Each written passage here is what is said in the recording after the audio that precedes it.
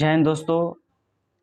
आज के इस वीडियो में हम देखने वाले हैं फिजिक्स का पहला चैप्टर यूनिट एंड डायमेंशन का ऑब्जेक्टिव देखेंगे। आपको इस वीडियो से बहुत ही मदद मिलेगा जो स्टूडेंट बीपीएससी का प्रिपरेशन कर रहे हैं, बीएससी बिहार एसएससी का हो या फिर ग्रुप डी का हो या फिर दरोगा का हो, ठीक है, बिहार पुलिस का हो। जो भी वैकेंसी आने वाले समय में आएंगे आपको फिजिक्स में बहुत ही मदद मिल सकता है इसमें, ठीक है।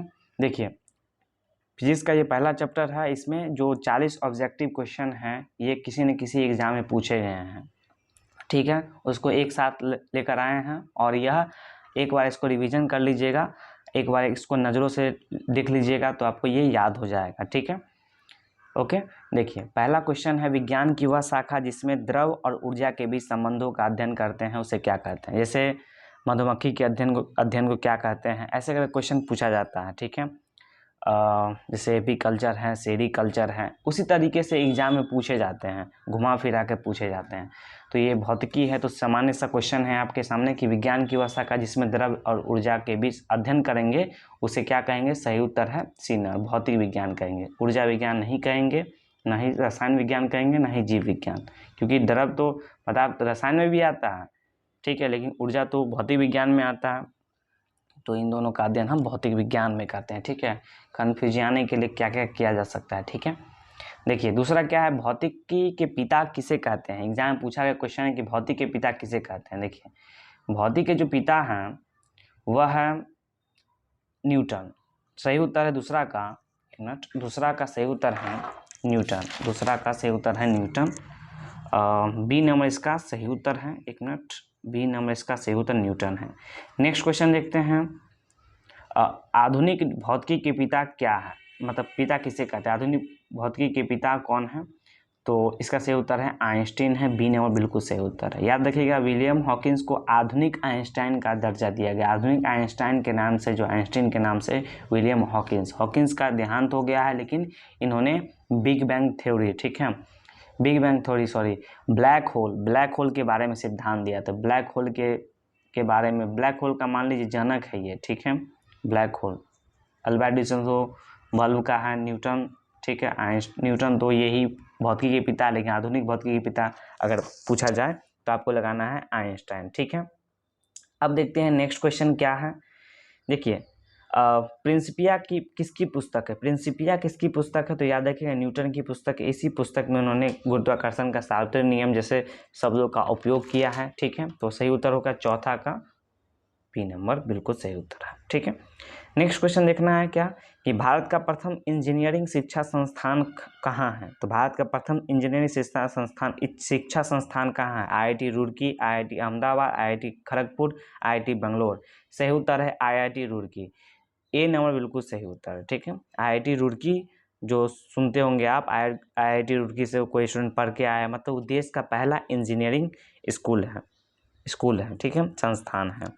विश्व में अगर देखें तो ये है 10वें रैंक के अंदर में आते हैं आईआईटी रुड़की, ठीक है। ये विश्वविद्यालय सब नहीं आता। जितने भी अगर पूछे कि टॉप 10 में अगर भारत का कॉलेज का नाम पूछा जाए तो आईआईटी वाले ही कॉलेज का नाम आता है। ये किसी जेएनयू, पीयू, डीयू या फिर कोई यूनिवर्सिटी का नाम नहीं आता है, ठीक है। उत्तर क्या था, पांचवा का सही उत्तर था ए नंबर, आईआईटी रुड़की सही उत्तर था, ठीक है।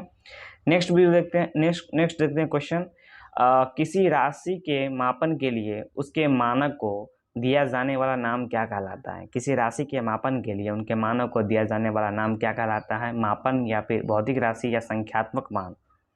सही उत्तर है मात्रक कहलाता है, ठीक है। किसी भी राशि को व्यक्त करने के लिए मात्रक की आवश्यकता होगी। जैसे मान लीजिए 5, किसी दुकान पे जाते हैं, कहते हैं 5 चावल दीजिए, या फिर सीधे कहते हैं कि किलोग्राम चावल दीजिए, नहीं, दोनों चाहिए। तो किसी भी राशि, ये राशि है, इसको व्यक्त करने के लिए हमें एक मानक चाहिए, ठीक है, मानक। इस मानक का नाम ही है मात्रक, ठीक है। चलिए, एसआई पद्धति किसकी विस्तारित रूप है। तो एसआई पद्धति किसका विस्तारित रूप है। तो देश में 4 एसआई पद्धति है, ठीक है। एफपीएस, सीजीएस, एमकेएस और एसआई पद्धति, ये 4 पद्धति रहा।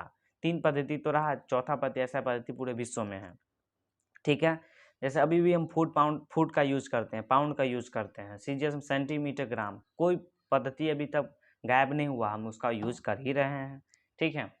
तो 4 पद्धति हैं, ठीक है। तो याद रखिएगा MKS पद्धति को ही SI पद्धति का विस्तारित रूप कहते हैं। क्यों? क्योंकि MKS पद्धति में देखिए क्या लिखा हुआ है, MKS मीटर है, किलोग्राम है, सेकेंड है, मीटर किलोग्राम सेकेंड आया, ठीक है। और SI पद्धति में 9 मात्रक है, 7 आधारी है और 2 अन्य हैं, ठीक है। तो 7 है, तो 7 में 3 देख रहे हैं, तो मीटर किलोग्राम सेकेंड ये MKS से ही लिया गया है। और यह MKS कहाँ चलता था? तो एशिया में चलता था। FPS कहाँ है? तो फुट पाउंड सेकेंड, ये ब्रिटेन में चलता था। CGS कहाँ चलता था? तो ये फ्रांस में चलता था, ठीक है। चलिए, CGS पद्धति किस देश में मुख्यतः प्रचलित था? अगर आपसे पूछे CGS पद्धति किस देश में मुख्यतः प्रचलित था, तो एशिया, इंग्लैंड, फ्रांस, रूस। CGS पद्धति जो था वो फ्रांस में प्रचलित था। फ्रांस की पद्धति को CGS पद्धति, सेंटीमीटर ग्राम सेकेंड कहा जाता है, ठीक है। किस पद्धति को ब्रिटिश पद्धति कहते हैं? तो अभी बताए हैं कि फुट पाउंड सेकेंड को ब्रिटिश पद्धति कहते हैं, ठीक है। ए नंबर बिल्कुल सही उत्तर है, ठीक है। इसमें समझने का एक ही, जैसे आप यूनिट एंड डायमेंशन कहीं से भी पढ़ लेते हैं और ये वीडियो देख लेते हैं तो आपको आसानी होती है समझने में, ठीक है। कि आपको कौन सा क्वेश्चन यूनिट एंड डायमेंशन से आपको छूट गया, कौन सा आपको नया नया आ रहा है, ठीक है। देखिए, ऐसा पद्धति को मान्यता कब मिली? तो ये क्वेश्चन पूछा गया क्वेश्चन है कि 1971 है, 70 है, 72 है, 73 है, 74 है, कब है? सही उत्तर है ए नंबर। 1971 को ऐसा पद्धति को मान्यता मिली। कौन सा शहर में? तो फ्रांस में एक सम्मेलन हुआ था, सेवेरस, फ्रांस में मापतोल का मुख्यालय है, वहाँ सम्मेलन हुआ था। और 1971 ईस्वी में ऐसा पद्धति MKS पद्धति से कुछ मात्रक को लिया गया और कुछ नए मात्रक को जोड़ा गया, ठीक है। तो टोटल लगभग 9 मात्रक थे, 7 आधारी मात्रक, मूल मात्रक का 2 अन्य, ठीक है। चलिए, मापतौल के अंतर्राष्ट्रीय कार्यालय का मुख्यालय कहाँ है? हमने अभी आपको बताया कि मापतौल के अंतर्राष्ट्रीय कार्यालय का मुख्यालय कहाँ है? तो सही उत्तर है ए नंबर, सेवरस फ्रांस में इसका मुख्यालय है। देखिए, फिर नया क्वेश्चन है, कुल मूल मात्रकों की संख्या कितनी है? तो मूल मात्रक मतलब पूछा जा रहा है कि ये आपको ना CGS पूछा जा रहा है, ना FPS पूछा जा रहा है, ना MKS पूछा जा रहा है। मूल मात्रक किस में आएगा? SI में आता है। तो सिस्टम ऑफ इंटरनेशनल, अंतर्राष्ट्रीय पद्धति में आता है। तो सही उत्तर है मूल मात्रक 7 है, टोटल कितना है? 9 है, टोटल 9 है। तो मूल मात्रकों की संख्या कितनी है? 7, ठीक है, ओके। चलिए, मूल मात्रक 7 है, 9 2 अलग है, ठीक है। गलत नहीं कर लीजिएगा, 9 नहीं लगा दीजिएगा, सी नंबर से उत्तर है। मिलान कीजिए, इसमें क्या है? द्रव्यमान का क्या होगा, विद्युत धारा का क्या होगा, ज्योति तीव्रता, पदार्थ की मात्रा, समतल कोण, घन कोण। इसका आपको ऐसा यूनिट बताना है। तो देखिए, हम इसका सही उत्तर इसमें है, बता देते हैं कौन सा उत्तर सही है। इसका उत्तर है सी नंबर। कैसे? देखिए, ए का 6 है, द्रव्यमान का किलोग्राम है, ठीक है। विद्युत धारा का क्या है? विद्युत धारा का एम्पियर है, दूसरा का तीसरा सही है, ठीक है। ज्योति तीव्रता का कैंडेला होगा, तो ज्योति तीव्र C का 1 है, ठीक है। पदार्थ की मात्रा का मोल होगा, तो इसका तो सही है, ठीक है। D का 4 है, और समतल कोण का रेडियन होगा, 5, ठीक है। और घन कोण का स्टेरेडियन होगा, F का 2, ठीक है। ये सही उत्तर है, ठीक है, सी नंबर बिल्कुल सही उत्तर। तो ये पूरा क्वेश्चन है, ये जो 5 क्वेश्चन किसी न किसी एग्जाम में पूछा गया है। लंबाई, द्रव्यमान, समय तो सबको याद रहता है, ठीक है। लेकिन ये जो विद्युत धारा, ज्योति तीव्रता, पदार्थ की मात्रा, समतल कोण, घन कोण, ये सब कन्फ्यूजिया देता है व्यक्ति को, ठीक है। अब देखिए, ये हो गया आपका। देखिए, भारत में दशमलव प्रणाली कब से प्रारंभ की गई? 1 अप्रैल 1957, 1 जनवरी 1957, या फिर 2 मार्च 1957 को? तो सही उत्तर है 1957 में, ठीक है, 1 जनवरी 1957 में। कैसे याद करना? 1947 में भारत आज़ाद हुआ, 10 वर्ष बाद 1957 में दशमलव प्रणाली को अपना लिया गया। 1947 में भारत आज़ाद हुआ, 10 वर्ष बाद 1957 में दशमलव प्रणाली को अपना लिया गया, ठीक है। तो आज़ादी के 10 वर्ष बाद 1957 में दशमलव प्रणाली अपनाया गया, 1 अप्रैल को अपनाया गया। 1 अप्रैल क्या होता है? तो आपको पता ही होगा, 1 अप्रैल से 31 मार्च वित्तीय वर्ष होता है, तो वित्तीय वर्ष में अपनाया गया, समझने के लिए, ठीक है। चलिए, 1 गीगा बराबर क्या होता है? ये क्वेश्चन से भिविया क्वेश्चन है। 1 गीगा, 1 टेरा, 1 नैनो, 1 पिको, 1 एंगस्ट्रॉम, ये क्वेश्चन एग्जाम में पूछा गया क्वेश्चन है, ठीक है। तो ये आपसे पूछा गया क्वेश्चन। 1 गीगा बराबर कितना होता है? 14 का सही उत्तर हो जाएगा बी नंबर। 10 के पावर 9 होता है गीगा। 10 के पावर 9 मतलब हुआ गीगा, ठीक है, गीगा। और 10 के पावर -9 हुआ नैनो, नैनो, ठीक है, नैनो। तो याद रखिएगा माइनस का अंतर है, ठीक है। 1 टेरा, इसका तो बी नंबर सही होता है। 1 टेरा बराबर कितना? 10 के पावर 12 को 1 टेरा बोलते हैं। 10 के पावर 12 को 1 टेरा बोलते हैं। 10 के पावर -12 को 1 पीको बोलते हैं। 10 के पावर 12 को -12 को क्या बोलते हैं? पीको बोलते हैं, पीको, ठीक है। और 10 के पावर 12 को टेरा बोलते हैं, पीको टेरा, ठीक है। पीको टेरा याद रखिए, टेरा पीको। 10 के पावर 12, 10 के पावर -12, ठीक है, याद रखना है। चलिए 10 के पावर, इसका तो हो गया सही उत्तर, आपको बता दिए आपको। 10 का 12 हो इसका सही उत्तर, ठीक है, 15 का बी नंबर। नेक्स्ट क्वेश्चन देखना है क्या है। 1 नैनोमीटर है कितने के बराबर? 10 का -9, 10 का 9, 10 का -10, 10 का 12। तो ये बिल्कुल आसान उत्तर है ए नंबर, क्योंकि बचपन से इसको पढ़ते आ रहे हैं, ठीक है। देखिए 1 माइक्रोमीटर बराबर कितना होगा, आपसे पूछ रहा है कि 17 का सही उत्तर क्या हो जाएगा। 17 का सही उत्तर है सी। 10 के बाद -6 जो है वह माइक्रो होता है, ठीक है, ठीक है। जब भी माइक्रो, नैनो, पीको ये सब बात आए तो वो माइनस में चला जाता है, ठीक है। लेकिन जो बड़ा चीज़ पूछे, ठीक है, वो प्लस में चला आता है। जैसे टेरा 10 के बाद -12 है, लेकिन पीको, जैसे टेरा बोले 10 के बाद 12 हुआ, ठीक है, पीको बोले तो छोटा हो गया, ठीक है, -12। एक एंगस्ट्रॉम बहुत छोटा होता है, तो 10 का क्या होगा? -10 होगा सही उत्तर। ए नंबर बिल्कुल सही उत्तर है 18 का। नेक्स्ट क्वेश्चन क्या है, 1 औंस बराबर कितना होता है? देखिए सही उत्तर है 28.35 ग्राम। बी नंबर बिल्कुल सही उत्तर 19 का, कि 1 औंस बराबर होता है 28.35 ग्राम होता है, ठीक है दोस्तों। नेक्स्ट क्वेश्चन क्या है, 1 पाउंड बराबर कितना होगा? 15 औंस, 16 औंस, 28 औंस या 2 औंस? औंस होता है, ठीक है। जैसे मस्तिष्क को औंस में मापते हैं, मस्तिष्क कितना औंस का होगा, कितना पाउंड का होगा। जैसे दरोगा सबका एग्जाम होता है, उसमें कितना पाउंड का गोला होता है, कितना औंस का होगा, कितना ग्राम का होगा, तो वहाँ पे ये सब देखने को मिलता है, इसलिए एग्जाम पूछा जाता क्वेश्चन है, ठीक है। कि 1 पाउंड बराबर कितना औंस होगा? तो 16 औंस का होता है। 16 औंस 1 पाउंड होता है, और 1 औंस 28.35 ग्राम होता है, ठीक है। नेक्स्ट देखते हैं, 1 चंद्रशेखर सीमा बराबर कितना होता है? 1.44 गुने सूर्य द्रव्यमान, 1.33 गुने सूर्य द्रव्यमान, 1.22 गुने सूर्य द्रव्यमान, 1.22 गुने सूर्य द्रव्यमान। सही उत्तर हो जाएगा ए नंबर, 1.44 गुने सूर्य द्रव्यमान। देखेंगे सूर्य द्रव्यमान ये चंद्रशेखर सीमा क्या होता है, कि तारे का द्रव्यमान अगर ज्ञात करना है तो यही सबसे बड़ा मात्रक होता है, चंद्रशेखर सीमा, ठीक है। VVA क्वेश्चन है, ये सब क्वेश्चन का एडवांस होता है, लेवल है, ये अच्छा लेवल का क्वेश्चन है। 1 चंद्रमास, ये क्वेश्चन का लेवल है, ठीक है। 1 चंद्रमास बराबर कितना होता है? 30 दिन, 31 दिन, 15 दिन, 28 दिन। सही उत्तर हो जाएगा 28 दिन, डी, ठीक है, 28 दिन। फिर नेक्स्ट क्वेश्चन देखते हैं, 1 सूर्य मास बराबर कितना होगा? 30 दिन, 31 दिन, दोनों या 75 दिन। सही उत्तर हो जाएगा डी, सी, 75 दिन का। 15 दिन का नहीं होता, 15 दिन का तो कृष्ण पक्ष शुक्ल पक्ष होता है, ठीक है। सी नंबर बिल्कुल सही होता है, 30 दिन, 31 दिन। चंद्रमास, चंद्रमा का महीना कितने महीना का होगा? 28 महीने का होगा, सॉरी 28 दिन का होगा। और सूर्य का महीना कितने दिन का होगा? 30 दिन का होगा या 31 दिन का होगा, ठीक है, याद रखना है आपको। जैसे सबसे किसी भी वर्ष में सबसे कम कितना दिन का होगा? 28 दिन का होगा, ज़्यादा से ज़्यादा 31 दिन का होगा। तो 28, 29, 30, 31 देखने को मिलता है कोई भी महीना, 28, 29, 30, 31, ठीक है। लीप ईयर वाला छोड़ दीजिए, और 28 को कह दिए चंद्रमास, और 30, 31 को कह दीजिए आप सूर्य मास, ठीक है, याद रहेगा। नेक्स्ट क्वेश्चन देखिए, 1 नैनो सेकेंड बराबर क्या हो? 10 का -12 सेकंड, 10 के बाद -9 सेकंड, 10 के बाद -10 सेकंड, 10 के बाद 6 सेकंड। सही उत्तर हो जाएगा बी नंबर, बिल्कुल सही उत्तर। 10 के बाद -9 सेकंड 1 नैनो सेकंड बराबर होता है, ठीक है। अब देखिए 25वां क्या है? 1 पिको सेकंड। 25वां का डी नंबर बिल्कुल सही उत्तर है। इसका देख लीजिए क्या होगा। 1 पिको सेकंड बराबर 10 का -6 कहा जा रहा है, ठीक है। इसका थोड़ा देख लीजिएगा, ठीक है।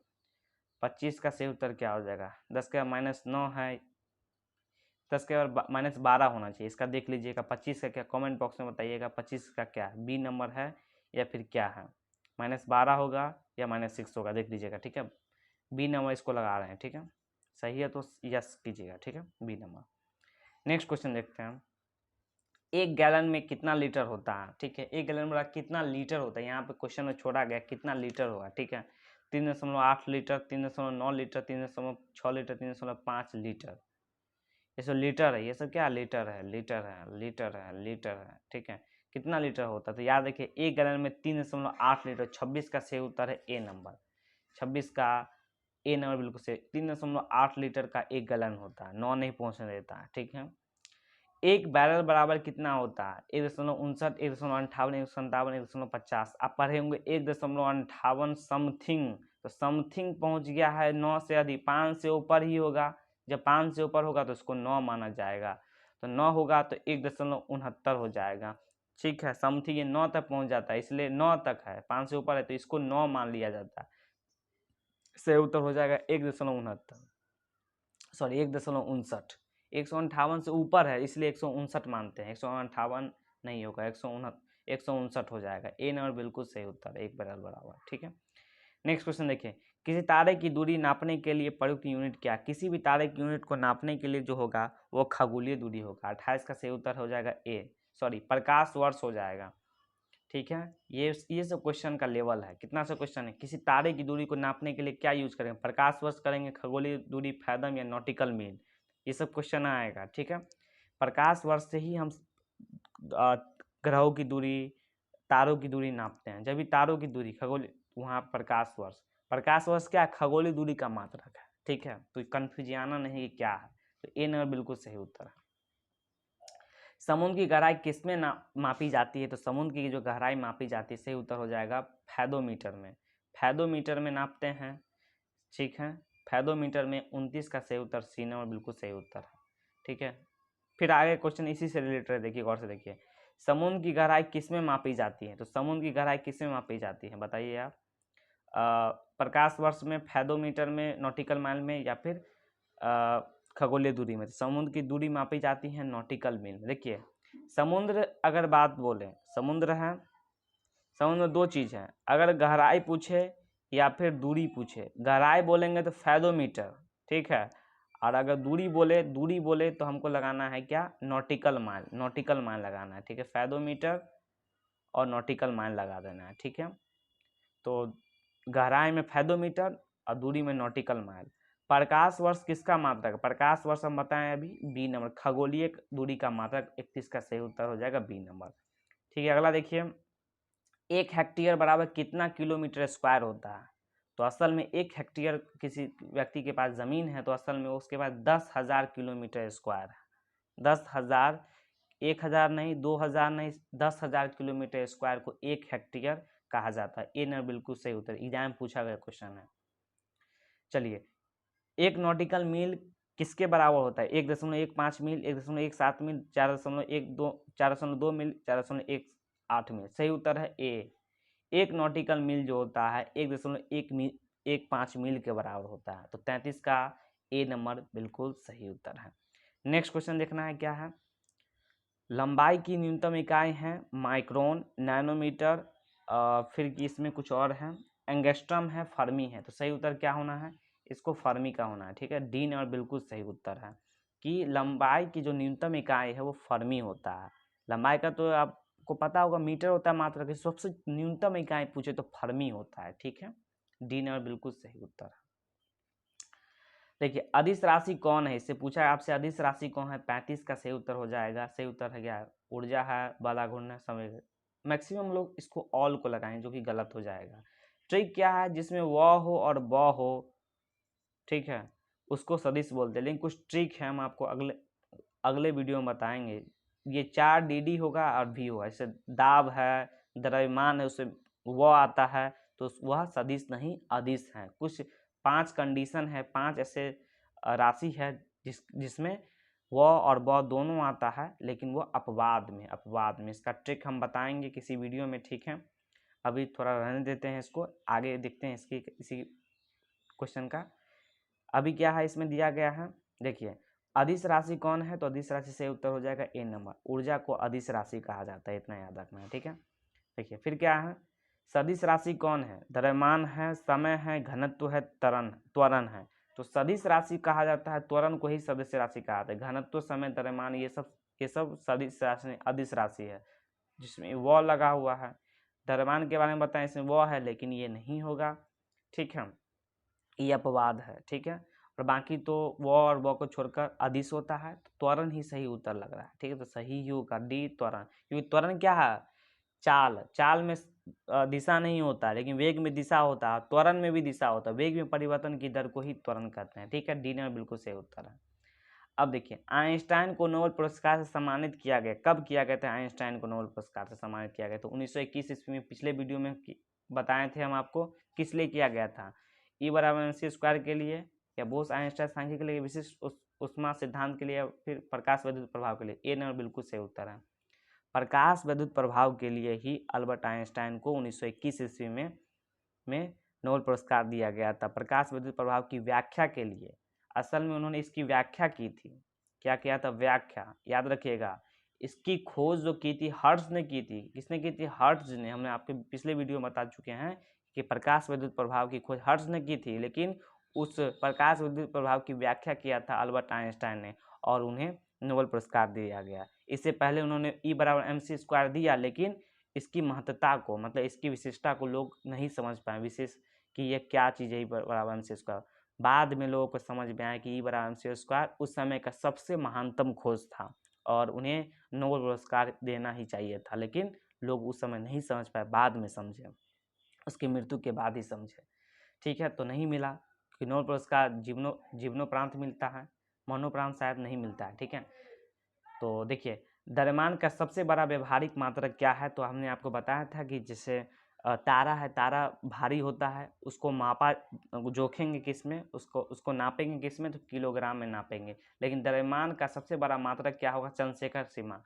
तारा का अगर हमको नापना है, ठीक है, तो किलोग्राम में नहीं नाप सकते हैं, उसके लिए चंद्रशेखर सीमा बनाया गया है। तो चंद्रशेखर सीमा याद रखिएगा, द्रव्यमान का सबसे बड़ा व्यवहारिक मात्रक है, सबसे बड़ा। और लंबाई का न्यूनतम इकाई क्या है, फर्मी, याद रखना है, ठीक है। नौ संचालन में दूरी वेग किस मात्रक का प्रयोग करता है? नौ संचालन में दूरी वेग किस मात्रक का प्रयोग करते हैं? दूरी के, हाँ, नौ संचालन में दूरी के किस मात्रक का उपयोग करते हैं? जैसे क्या है, प्रकाश वर्ष क्या है, दूरी है, ठीक है, प्रकाश वर्ष क्या है, दूरी है। उसी प्रकार कई सारी चीज में दूरी ही दूरी लगा देना है, उसमें ये नहीं लगाना कि प्रकाश वर्ष क्या है, प्रकाश है, नहीं, दूरी है। तो यह सही उत्तर है। नौ संचालन के लिए नॉटिकल माइल का उपयोग करते हैं, ठीक है, नॉटिकल माइल। एक नॉटिकल माइल बराबर कितना होता है, कमेंट सेक्शन में बताइएगा, ठीक है। तो इसका सब चीज़ का आंसर यहाँ पर दिया गया है, ये पूरा दिया गया है, ठीक है। ये आप देख लीजिएगा, इसको प्रिंट निकाल लीजिएगा, याद कर लीजिएगा। 40 ऑब्जेक्टिव क्वेश्चन एग्जाम में पूछे जाते हैं, ठीक है। 40 ऑब्जेक्टिव क्वेश्चन इस वीडियो से बन सकते हैं, ऐसे क्वेश्चन पूछे गए हैं एग्जाम में, ठीक है। ठीक है दोस्तों, जय हिंद, जय भारत। ऐसे ही वीडियो लाते रहेंगे। धन्यवाद, जय हिंद दोस्तों।